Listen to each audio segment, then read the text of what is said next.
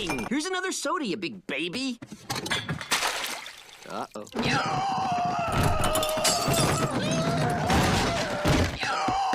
Bayer Leverkusen are arguably the football story of the year, not just in the Bundesliga, but across the entire world. You got a new manager who has never coached at the top flight level before, leading a well-known club in a top 5 league to a 46-match unbeaten streak across all competitions in one single season, while ending an 11-year title run to one of the most historic clubs in world football. This is like if Goal, Shaolin Soccer, and Air Bud combined into one movie, because you got the underdog story, the use of what seems like black magic to win matches, and the fact that every Leverkusen player just has that dog in them. So there is obviously a laundry list of things you can talk about with Bayer Leverkusen, whether it's the manager, the signings, the tactics, or just talking about all of it like Football Iconic did. I'd really recommend watching this, by the way. Fantastic video. But instead of talking about all of those things, I want to focus on one specific part, arguably the biggest piece of this Leverkusen puzzle,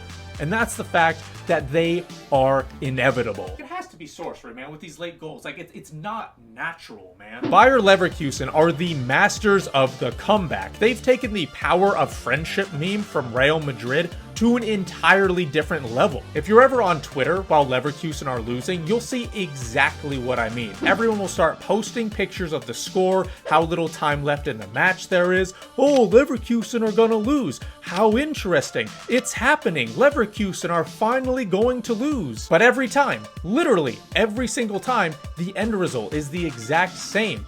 A late goal from Leverkusen, everyone freaking out, and the club being nicknamed Bayer Neverkusen, which I'm sure is welcomed by the fans who had to endure Neverkusen. This inevitability has gained more traction this season because of the unbeaten run, but a lot of this grit and determination has been with the squad since Xabi Alonso took over. In just the 4th match under Xabi Alonso, Leverkusen scored an equalizer in the 76th minute. That doesn't sound crazy. Just hang on. The thing is, this was Leverkusen's first point from a losing position all year. They couldn't come back against a second-tier German squad. They were scored on late against Augsburg, and they lost leads against Freiburg and Werder Bremen. Their mentality was gone, completely in the bin. So while it doesn't seem like a big deal now, it was a huge starting point back then. Throughout the rest of the season, they earned a win against Köln after being down 1-0. They beat Monaco in the Europa League after going down 4-2 on aggregate, and earned results against Freiburg, Werder Bremen, Bayern Munich, USG, and Stuttgart from losing positions. Now again, while this didn't involve 97th minute goals, this was setting the foundation of the down but not out mentality, and it led to this season where they had their first test against Bayern Munich at the Allianz Arena. Up to this point, Leverkusen had not been in a losing position, so when they went down twice against Bayern, first in the 7th minute and then in the 86th, it seemed all over. That is, until Palacios, one of their best players this season, the one with the highest match rating somehow over Grimaldo, I don't know how, stepped up and slotted home a 94th minute equalizer. Now I could spend some time going over every match where Leverkusen scored a game-winning or match-tying goal, but just like Arsenal trying to defend a simple cross, I don't have that kind of time. So instead, I'm just gonna list all the matches where Leverkusen scored a goal to either equalize or win past the 85th minute. Okay, you ready? A 2-2 draw against Bayern, a 5-2 win against Sandhausen, 1-0 win against Karabakh, 1-0 win against Augsburg, 3-2 win against Leipzig, 3-2 win against Stuttgart, 2-2 draw against Karabakh, 3-2 win against Karabakh. Why do they struggle so much against them? 2-1 win against Hoffenheim, 1-1 draw against West Ham, 1-1 draw against Dortmund, and a 2-2 draw against Stuttgart. In the 46 matches that Leverkusen have played this season, 12 of them involved a goal past the 85th minute that changed the outcome of the game. That's over 25%. And these are just the matches with the really late goals. I didn't even include the match against West Ham that had an 83rd and a 91st minute goal, or the 81st minute goal against Heidenheim that turned out to be the winner, or the 79th minute equalizer against Dortmund. Like I said, inevitable. How? How? Now, before we move on, I want to highlight a couple of these matches just to show you how futile it is to try to beat this team, okay? First of all, the last 3 matches that Leverkusen played all ended in draws that came from a late equalizer, meaning they can not only win games late on, but they can handle the pressure and refuse to get beaten. You had the 97th minute equalizer against Dortmund after conceding in the 81st, and the 96th minute equalizer after being 2-0 down in the 60th minute. Now, should that late goal have stood against Stuttgart?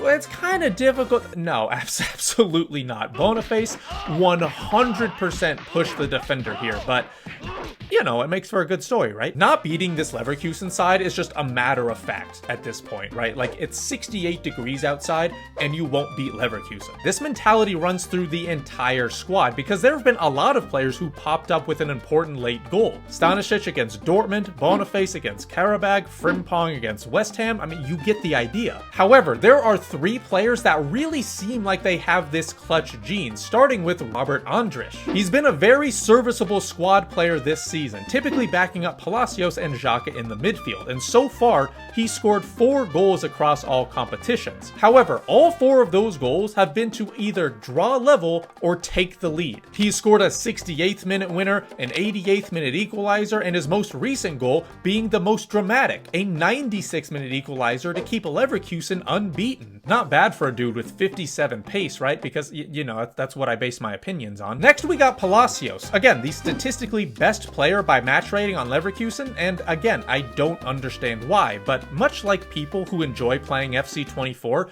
I'm not gonna question it, I'll just accept it. He has a similar clutchness to Andrich because of Palacios' 11 goal contributions, 8 of them have been to either take the lead or draw level. He assisted the winner against Karabag, he got game-winning goals against Augsburg and Paderborn, and like I mentioned earlier, he kept the unbeaten season alive with a 94th minute penalty against Bayern at the Allianz Arena. The only reason why Palacios isn't first is because this guy, Patrick Schick, is the master of late goals, and based on how many of them he scored, he probably doesn't have a soul either because he sold it to the devil. So far this season, Schick has scored 11 goals across all competitions, and in all of the 8 games that he scored in, it featured a goal to tie the match, take the lead, or seal the victory, meaning he scored to go 2 goals up late in the match. Oh, I'm sorry, is that not impressive enough for you? Well, how about the fact that his last 5 goals have single-handedly changed Leverkusen's season, with 4 of them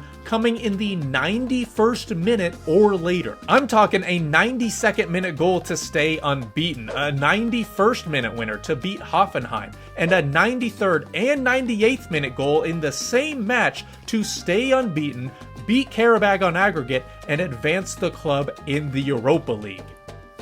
All of this happened in March, by the way. Now, unfortunately, he just hasn't really played a lot this season, and he hasn't been able to recreate what he did 2 years ago. But when he was called because Leverkusen needed someone to step up, he did exactly that. Okay, so you know how I said I only wanted to talk about their inevitability and just how good they are under pressure?